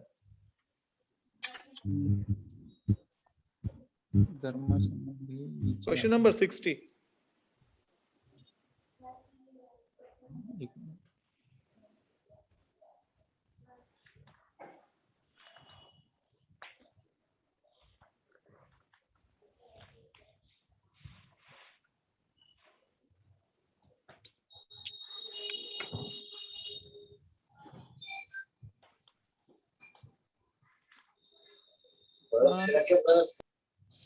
केवल निर्जरा नहीं होगी संयम में, निर्जरा का ही कारण है ना संयम, तो केवल निर्जरा लिखा है ना, हाँ तो सिर्फ निर्जरा नहीं है, संयम पालन करते करते भी, क्योंकि प्रमाद है, कषाय भी है, संयम है तो सिर्फ हमारा मिथ्या तो निकल गया है, पेज नंबर अव्रत निकल 271 પર गया है। આપ્યું છે, પેજ નંબર 271 ઉપર આપ્યું છે કે ધર્મ સંવર અને નિર્જરા બંનેનું કારણ છે, ફક્ત નિર્જરાનું નથી.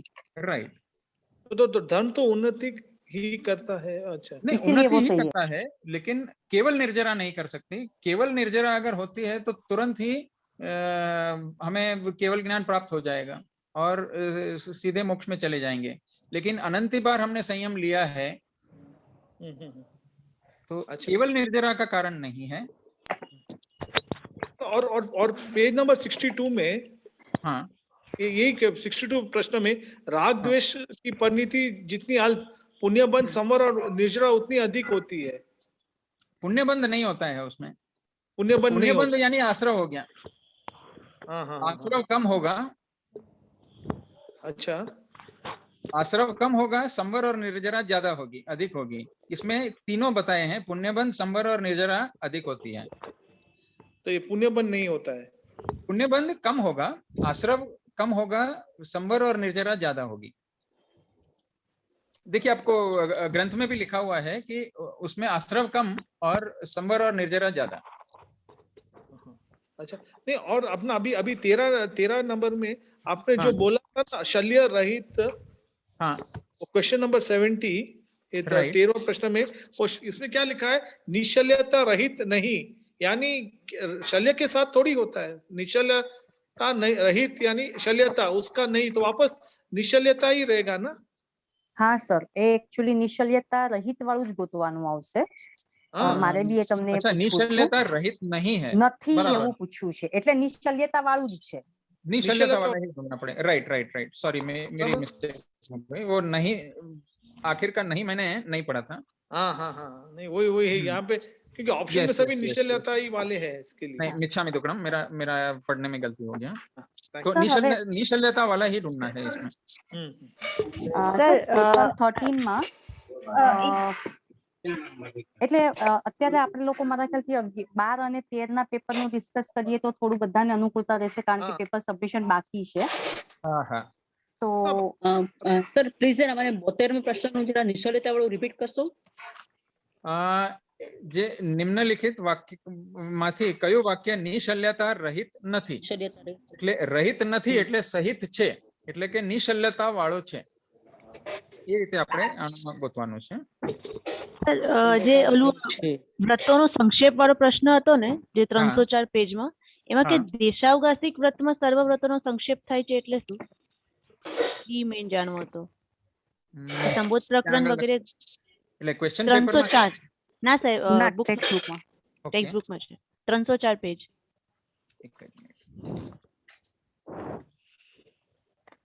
રીતે ઉપર બી છે ને દિગ્વિરતિ વ્રતનો સંક્ષેપ એ ઉપલક્ષણથી હોવાથી વ્રતોનો પણ સંકોચ કરવાનું વિધાન કરવામાં આવ્યું છે.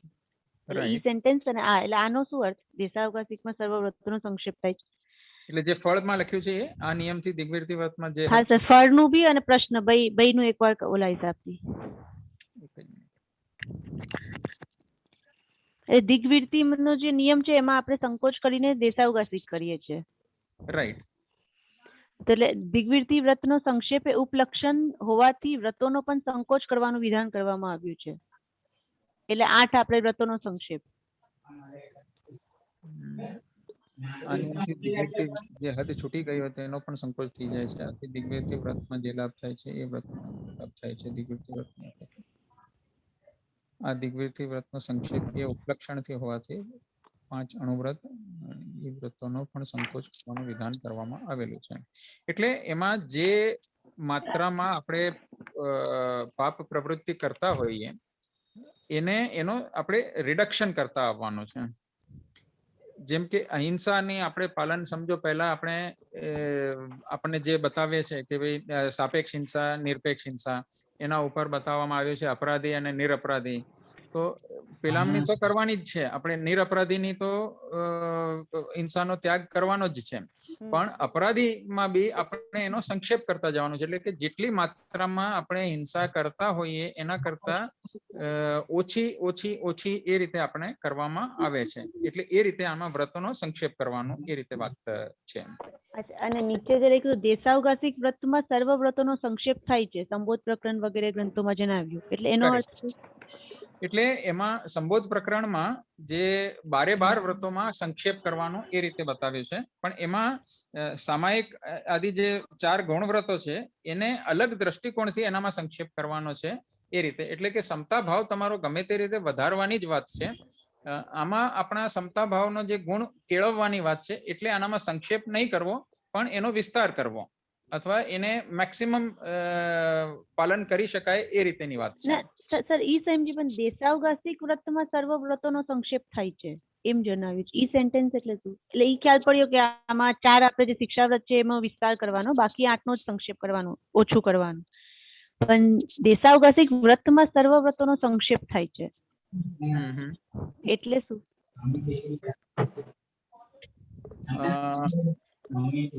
દેશાવકાશિક જોવું પડશે સંબોધ પ્રકરણમાં કઈ રીતે આપેલું છે. એટલે એ એમ કહેવાતું હશે કે કદાચ દેશાવકાશિક વ્રતમાં બાકી બધા વ્રતો એનામાં આવી જાય છે, અને એ એટલા માટે કે આપણે જે 14 નિયમ ધારણ કરીએ છીએ તો એ દેશાવકાશિક વ્રતમાં આવે છે. એમાં બધી જ વસ્તુઓનો આપણે ત્યાગ કરતા જઈએ છીએ. જે ઉપભોગ પરિભોગમાં આવે ને 14 નિયમ તો? હા, પણ આપણે જ્યારે દેશાવકાશિકનું પચખાણ લેતા હોઈએ છીએ ત્યારે એમાં 14 નિયમ પણ આવી જ જાય છે. જ્યારે આપણે મહાત્મા પાસે દેશાવકાશિક વ્રત ઉચ્ચારણ કરાવીએ છીએ રોજે રોજનું, તો એમાં આ 14 નિયમ ધારણ કરવાના આવી જ જાય છે એનામાં. એટલે કે 14 નિયમમાં જે તમે સંખ્યાનો સંકોચ કર્યો હશે, સંખ્યા મર્યાદિત કરી હશે, એ દિશાવકેશિક વ્રતમાં એ આવી જ જાય છે.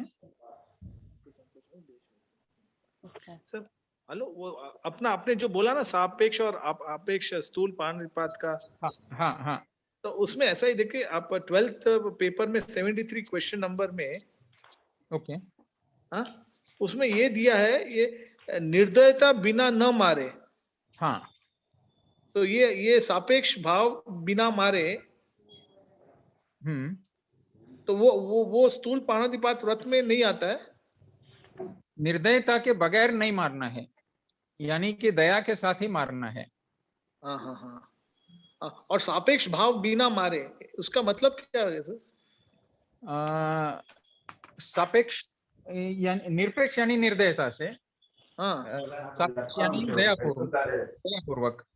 तो हाँ अगर किसी को मारने की समझो ऐसी कोई परिस्थिति उत्पन्न होती है, जैसे कि कभी कोई बच्चा है, उसको सही मार्ग पे लाने के लिए शायद मारना पड़े, तो क्रोध पूर्वक नहीं मारना है. अपना क्रोध कंट्रोल में रख करके ही उसको जो भी करना है वो, मतलब ऊपर छल्ला क्रोध दिखाना है, अंदर से क्रोध का परिणाम नहीं होना चाहिए. उसे हम सापेक्ष भाव कहेंगे. उसको आप सापेक्ष भाव करेंगे, और निर्दयता से उसको निरपेक्ष भाव.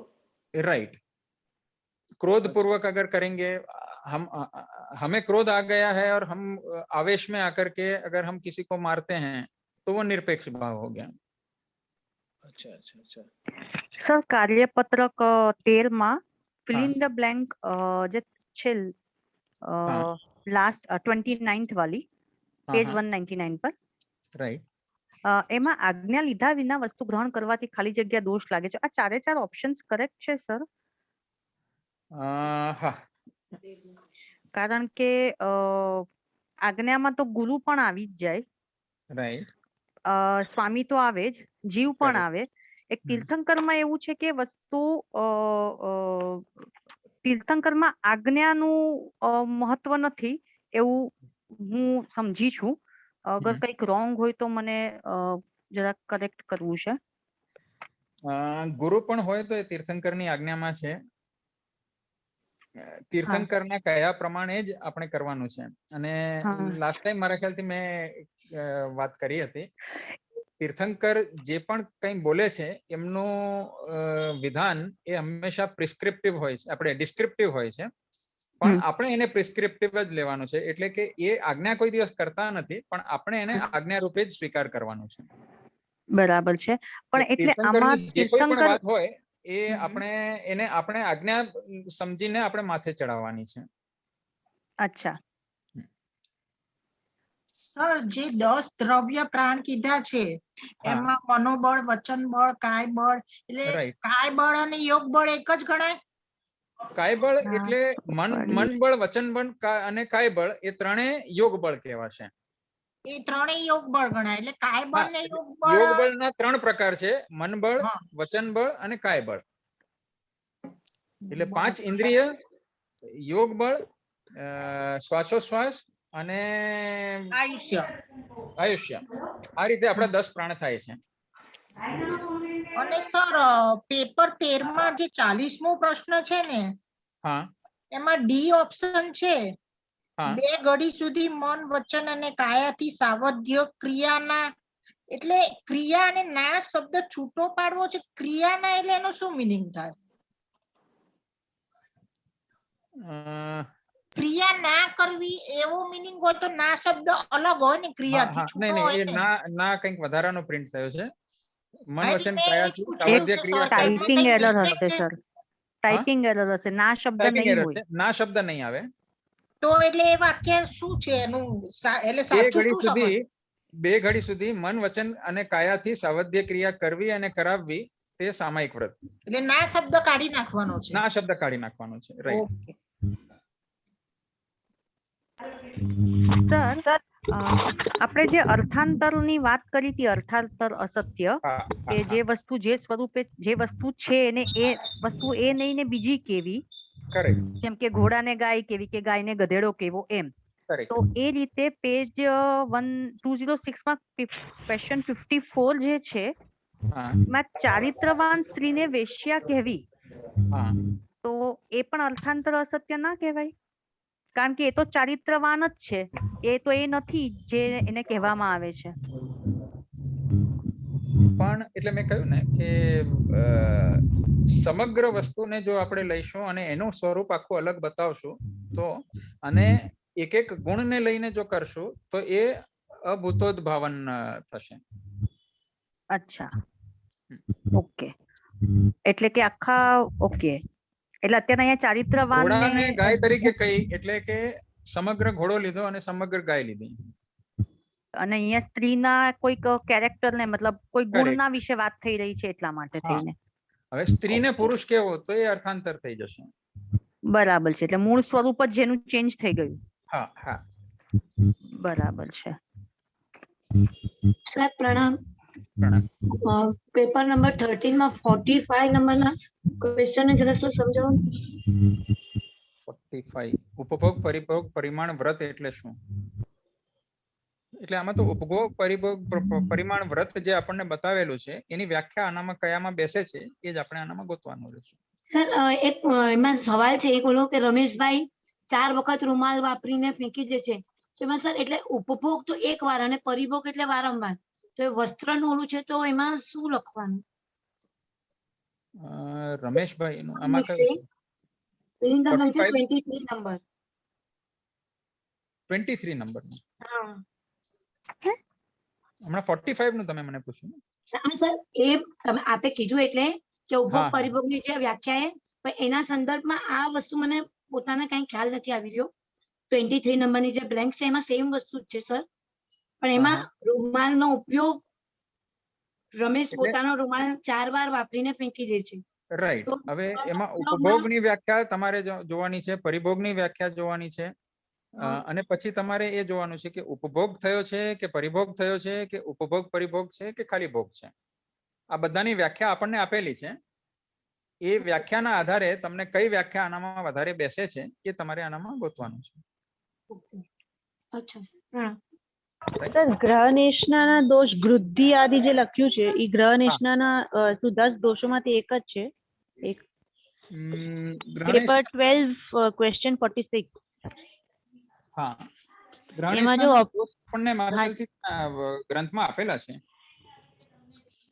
એ જે ફૂટનોટમાં બધા આપેલા છે. ના સાહેબ, નામ નથી આપેલા, ખાલી 10 હોય ને એવી રીતના જ આપ્યા છે. 32 દોષ ગવેષણાના ને 10 ગ્રહ નિષ્ણાના, એટલે નામ નથી આપેલા. ઓકે, મને ધ્યાનમાં નથી. પેજ 281 ટેક્સ્ટ બુક ની એમાં જ નીચે આપેલું, પણ નામ નથી આપેલા. ઓકે, એટલે આ વૃદ્ધિ આદિ 10 દોષ એટલે એ શું ગ્રહ નિષ્ણાના દોષના નામ છે? વૃદ્ધિ એમાંથી અત્યારે પ્રત્યક્ષ હાજર નથી કે નાના દોષો કયા કયા છે. પણ એકચ્યુઅલી એ જે સ્ટેટમેન્ટ છે ને એ ઓલરેડી આપેલું છે, તમે વાંચશો ને ફૂટનોટ તો તમને મળી જ જશે. હા, ઓકે. ફૂટનોટમાં છે જ ક્લિયરલી. ઓકે. નહીં, ઓલા જે બેને પ્રશ્ન પૂછ્યો ને શું છે આનામાં? આપનો પ્રશ્ન શું છે? ના સાહેબ, ઈ જ કે આ 10 દોષ એટલે વૃદ્ધિ શું એના નામો ને એ હિસાબથી છે એમ. હા ઠીક છે, હું જ વાંચી લઈશ. વાંચ્યા વગર મને ખ્યાલ નહીં આવે, હું વાંચીને હાજી સર, હું વાંચી લઈશ. રાઈટ. સર આમાં જ ક્વેશ્ચન 67. હા, 13 માં ને 12 માં. 12 માં, ઓકે. એટલે આમાં બધા જ ઓપ્શન્સ એટલે હિસાબથી છે. 2 ઓપ્શન્સ મને એમ લાગે છે કે સાચા હોઈ શકે. એકવાર આપ ચેક કરીને કહી શકો તમારે છો. લગભગ કરીને તો આ બધા ક્વેશ્ચન્સ પાછળથી જ ચેક કરીને કરેલા છે, છતાં હું એક વખત વાંચી લઈશ કારણ કે આખું પેજ વાંચવો પડશે એના માટે. હા, એટલે જ એકવાર આપ વાંચીને ખાલી જણાવજો ને આ બાબતમાં. ચોક્કસ, હા, વાંધો નહીં. સર પેપર 13 માં 69 ક્વેશ્ચન છે, 69 માં હા, એમાં લખ્યું છે કયું વાક્ય દોષોના પોષણ માટે સહાયક નથી બનતું? રાઈટ. હા, એટલે એમાં શું કરવાનું? એટલે દોષની પુષ્ટિ જેનામાં ન થતી હોય એવું આપણે એનામાં ગોતવાનું છે. દોષની પુષ્ટિ ન થતી હોય એવું વાક્ય. Correct. Okay.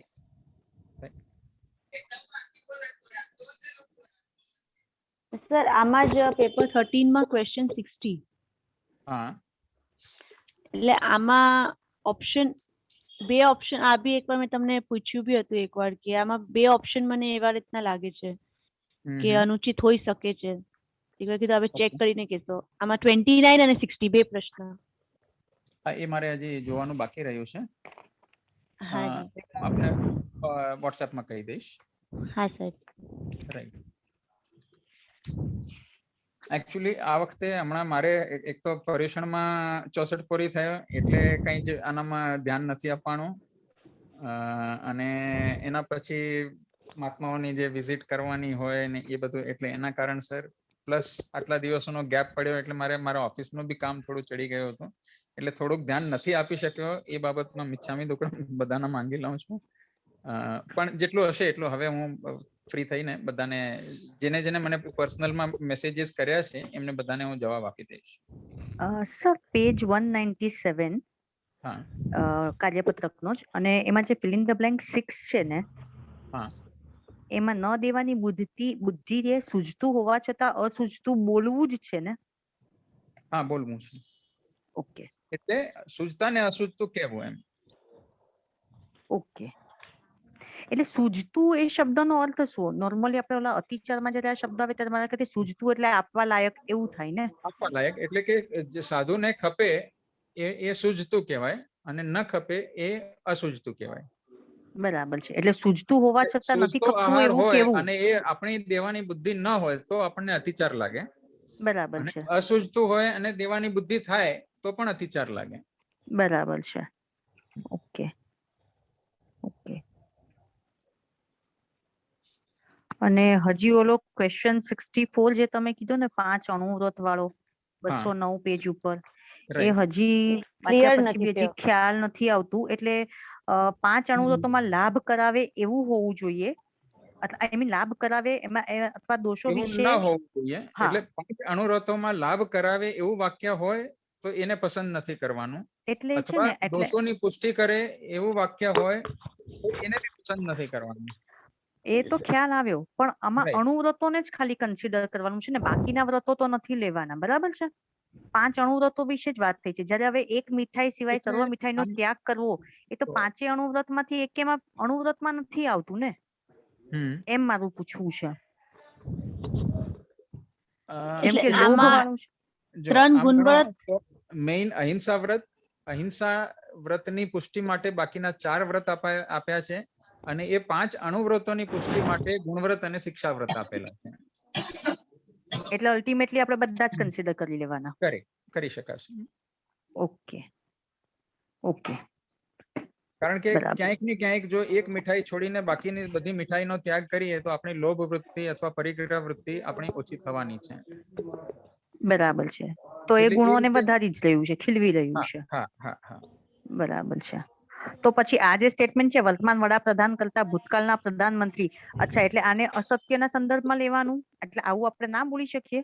I mean in general આપણે સમજો કહેતા હોય કે ભાઈ મનમોહન સિંહ કરતા નરેન્દ્ર મોદીજી સારા છે, એવું આપણે કહીએ તો એવું ન બોલાય? એમ મારું પૂછવું એમ છે કે ઈ ખોટું. એટલે આને કઈ રીતે સમજવાનું? આ વાક્યને સમજવાનું કેવી રીતે? એટલે આનો જવાબ હું તમને પેપરનું ડિક્લેર થશે ને પછી નહીં, એટલે વાક્ય જ નથી ખબર પડતી કે હવે આપણે એમ કહીએ કે ભાઈ મનમોહન સિંહ કરતા નરેન્દ્ર મોદી સારા છે, તો એનામાં થોડીક વિવેક બુદ્ધિ વાપરવી પડશે. એટલે એમ કે ભાઈ આવું તમે પોલિટિકલ વસ્તુઓ માટે બી આમ શાસ્ત્રના એંગલથી આપણે આવું બધું ન બોલવું જોઈએ, એમ એવું એવી રીતે વિચારવાનું. એટલે હવે મારે જવાબ જ આપી દેવા પડે ને એનો. સર, આ બહુ ટ્વિસ્ટિંગ ક્વેશ્ચન છે. છે, ક્વેશ્ચન ટ્વિસ્ટ કરે છે. કારણ કે પહેલું તો એવું લખ્યું છે 5 અણુવ્રતો, એટલે 5 અણુવ્રતોને કન્સિડર કરીએ તો આમાં કશું કઈ બધું ગોઠા જ ખા કરીએ એવું જ થાય છે. હા, એ વાત તમારી સાચી છે, પણ એકચ્યુઅલી જે છે આપણે ગ્રંથો જો બરાબર વાંચીએ ને તો એનામાં ખ્યાલ આવશે કે મુખ્ય આપણને અહિંસા, આપણે જો જૈન ધર્મની વ્યાખ્યા કરવી હોય અને એક શબ્દમાં કરવી હોય તો અહિંસા આપણે વ્યાખ્યા કરીએ છીએ. સૌથી વધારે મુખ્ય જે આપણામાં અહિંસા અને અહિંસાનું પાલન, અહિંસા બધા જ ધર્મોમાં પ્રરોપણા છે કે અહિંસા વ્રતનું પાલન કરવાનું. પણ આપણે જોઈશું તો વેસ્ટર્ન વર્લ્ડમાં અહિંસાની વ્યાખ્યા જે કરેલી છે તો એ ફક્ત ને ફક્ત મનુષ્ય પૂરતી જ છે, કે મનુષ્યની તમારે વ્યાખ્યા કરેલી છે. કદાચ આપણા ભારતીય દર્શનોમાં જોઈશું ને બાકીના જે 6 દર્શન અથવા બૌદ્ધ દર્શન આપણે લઈશું અથવા ચાર્વાક દર્શન બી લઈશું તો એ લોકો અહિંસાની વ્યાખ્યા પ્રાણીઓ સુધી એટલે કે જે પંચેન્દ્રિય પ્રાણીઓ છે ત્યાં સુધી અથવા 2 ઇન્દ્રિય સુધીના પ્રાણીઓની વાત કરે છે. જૈન ધર્મ એક જ છે એવો કે જે ફક્ત એકેન્દ્રિય નહીં, એકેન્દ્રિયમાં પણ સૂક્ષ્મમાં સૂક્ષ્મ જીવ જે હોય એની પણ હિંસા નહીં કરવી એવી પ્રરૂપણા કરનારો આ જૈન ધર્મ એકમાત્ર છે. એટલે અહિંસાની આપણે કેટલી બધી સૂક્ષ્મતાથી આપણે એનું પાલન કરવાનું છે એ જો આપણે જોઈએ તો જૈન ધર્મમાં જ એ આપણને બતાવવામાં આવે છે. એટલે જ આપણે એમ કહીએ કે જૈન ધર્મની વ્યાખ્યા એક જ શબ્દમાં કરવી હોય તો આપણે અહિંસા એટલો શબ્દ વાપરીએ તો જૈન ધર્મની સંપૂર્ણ વ્યાખ્યા આવી જાય.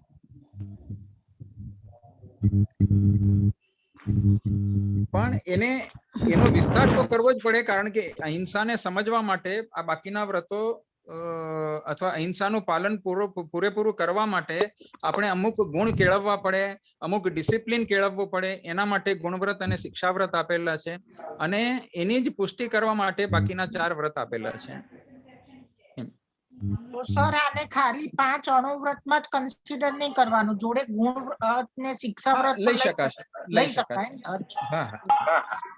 સર સર તો આપણે આને ભાવ હિંસા પણ કરી શકીએ ને? વર્તમાન વડાપ્રધાન વાળા જે લાઈન છે એને ભાવ હિંસામાં આપણે ગણી શકીએ ને? ભાવ હિંસામાં કઈ રીતે ગણશો? કારણ કે કોઈ જીવને દુઃખ થયું તો એને આપણે ગમે તે કહીએ તો ભાવ હિંસા તો કીધી ને આપણને.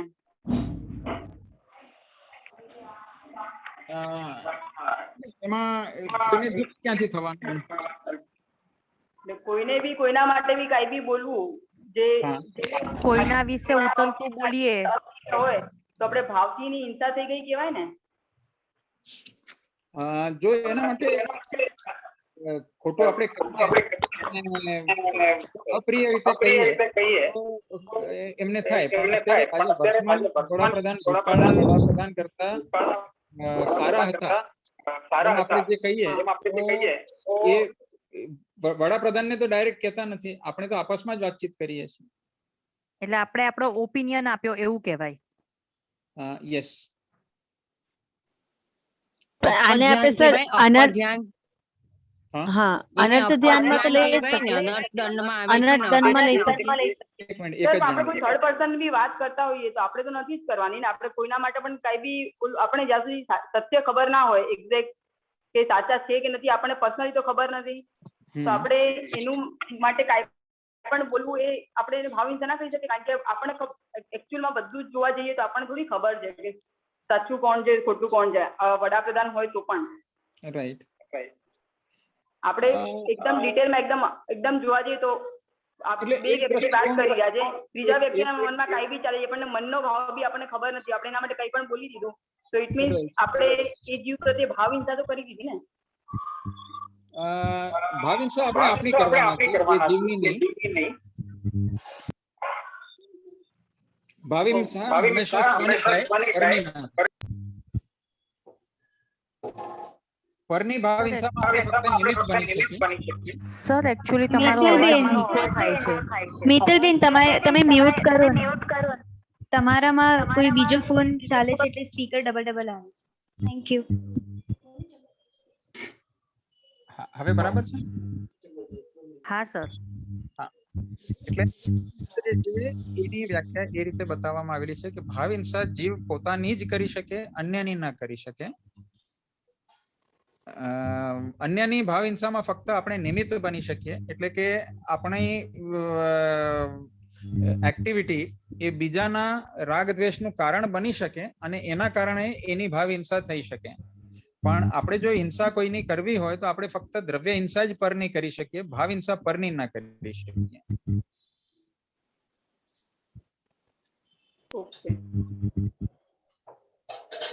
સર આમાં 67 નો પ્રશ્ન છે પેપર 13 માં. એટલે કે શ્રાવકે સચિતપનાનો ત્યાગ ન કરેલ સફરજન ગોળાવ્યું, જેને સાધુએ નિર્દોષ અને કલ્પનીય જાણી ગ્રહણ કરે છે. તો આમાં સાધુને જીવ અદત્ત લાગે, એમને જાણી જોઈને તો લીધું નથી. અને તીર્થંકરની આજ્ઞાનું બી શું ઓલું ઉલ્લંઘન થાય આમાં? સાધુએ તો સારા ઓલાથી જ લીધા હતા, ગોળાવ્યું હતું. પણ આમાં તો જો હું આવા આન્સર્સ આપીશ ને તો પછી અર્થ નહીં રહે. એટલે એનું કંઈ પણ જો તમારે અત્યારે જે છે એ તમારે તમારી સમજ પ્રમાણે આનો આન્સર લખવાનો રહેશે. પછી એનું એક્સપ્લેનેશન વખતે હું તમને એનો જવાબ બરાબર આપી શકીશ. હા સર, ઓકે. સર આગળ મેં ક્વેશ્ચન પૂછેલો હતો કે નિકાચિત બંધ થાય એટલે શું થાય એમાં? તમે કહ્યું હતું કે હું પછી એક્સપ્લેન કરીશ એટલે સમજવું. હા, ઓકે. નિકાચિત એટલે શું? તો જ્યારે પણ કોઈ પણ કર્મ આપણે બાંધતા હોઈએ, એ હવે જ્યારે કર્મબંધનો વિષય આવશે ત્યારે એનામાં આવશે. કર્મ કોઈ પણ આપણે બંધાતું હોય ત્યારે એ પહેલા તો આશ્રવ થાય, એટલે કે કર્મ આત્મા તરફ આકર્ષાય અને આવી અને પછી આત્માની સાથે ચોંટી જાય.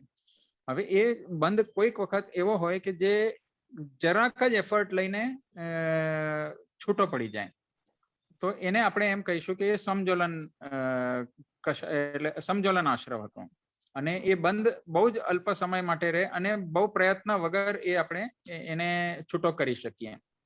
જ્યારે કોઈક બંધ એવા હોય જે તીવ્ર પરિણામથી આપણે કરેલું હોય કોઈ કાર્ય અને એનો જે આશ્રવ કરેલો હોય, તો એ કર્મ આપણી સાથે એવી સોલિડ રીતે બંધાઈ જાય કે એને ભોગવ્યા વગર આપણે એની નિર્જરા કરી જ ન શકીએ. એને ભોગવીને જ આપણે એની નિર્જરા થઈ શકે. એટલે કે એ કર્મ ઉદયમાં આવે ને આવે જ. જ્યારે બીજા હલકા પ્રકારના જે કર્મબંધ હોય છે એને આપણે નિર્જરા કરવી હોય તપ દ્વારા કે એ રીતે બી આપણે એને આપણા આત્માથી છૂટા કરી શકીએ. પણ નિકાચિત કર્મ એવા કહેવાય જેનો બંધ નિકાચિત થયો હોય, એટલે કે સોલિડ થયો હોય, એ આપણે ભોગવીને જ એનો આપણે નિર્જરા કરી શકીએ. એટલે કે જ્યારે એ કર્મ ઉદયમાં આવે એનું ફળ આપે, એ ફળ આપણે ભોગવવું પડે અને પછી જ એની નિર્જરા થાય. ઓકે. હવે આપણે સ્ટોપ કરીએ કારણ કે મારે એક બીજી મીટિંગ છે. એકચ્યુઅલી 9:30 ની મીટિંગ હતી પણ થોડુંક ખેંચાણું છે. તો સાહેબજી, અમે બધા વિદ્યાર્થીઓ તમારી સુખસાતા પૂછીએ છીએ અને કાંઈ બી ભૂલ ચૂક થઈ હોય તો એના મતલબ મિચ્છામી દુક્કડમ સંસ્થાના દરેક કાર્યકર્તા વતી મારા પર્સનલ પણ દરેકને મિચ્છામી દુક્કડમ. કદાચ મારે બી એવું બનતું રહેતું હશે કે કોઈકના પ્રશ્નનો જવાબ હું નહીં આપી શકતો હોઉં યા ભૂલી જવાતું હશે, પણ મારી પાસે બી એટલા બધા પ્રશ્નો આવતા હોય છે કે અને દરેક ઇન્ડિવિજ્યુઅલ જે એકચ્યુઅલી જો ગ્રુપમાં પૂછવામાં આવે ને તો એનો બરાબર ધ્યાનમાં બી રહે. ઇન્ડિવિજ્યુઅલી મેં કોઈના નંબર બી સેવ કરેલા ના હોય એટલે ઘણી વખત એ ભૂલી બી જવાતું હશે. તો એ બાબતમાં કોઈ પણ પ્રકારે મન દુઃખ થયું હોય યા કોઈ ક્લેશ થયો હોય તો એ બાબતમાં મારા પર્સનલ મિચ્છામી દુક્કડમ. અને એ જ રીતે અમારા કોઈ પણ કાર્યકર્તાઓ તરફથી પણ જો કોઈ પણ પ્રકારનું મન દુઃખ થયું હોય તો દરેક કાર્યકર્તા વતી પણ આપ સર્વેને મિચ્છામી દુક્કડમ. પ્રણામ સર. પ્રણામ sir. Thank you so much sir તમારો ટાઈમ આપવા માટે. હવે પછીના જેટલા પણ મને થેન્ક યુ કરવાનું જ ન હોય. આપણો એક પ્રવૃત્તિ આપણે સ્વેચ્છાએ લીધેલી છે અને હવે એ આપણા માટે તો એક ડ્યુટી થઈ ગઈ છે. ડ્યુટી જે બજાવતું હોય એને ક્યારેય થેન્ક યુ ના હોય. થેન્ક યુ તો ખરેખર બધા વિદ્યાર્થીઓનો કે જે આટલો ઇન્ટરેસ્ટ લઈ અને આ પોતાનો સમય કાઢે છે. એમનું પોતાનું પણ જ્ઞાન વધે છે અને જે પ્રશ્નો આવે છે એના થકી મારો પણ સ્વાધ્યાય થઈ જાય છે. એટલે મારે ઉલટાનું સામેથી થેન્ક યુ કહેવું જોઈએ. રાઈટ. તો બસ આપણે આ મીટિંગ એન્ડ કરીએ. જે પણ બાકીના ક્વેશ્ચન્સ હશે તમે ગ્રુપ પર નાખી દેજો, તો ગ્રુપ પરથી આપણે ટ્રેક કરીને પ્રોપર એના રિસ્પોન્સીસ ટાઈમલી આપી દઈશું.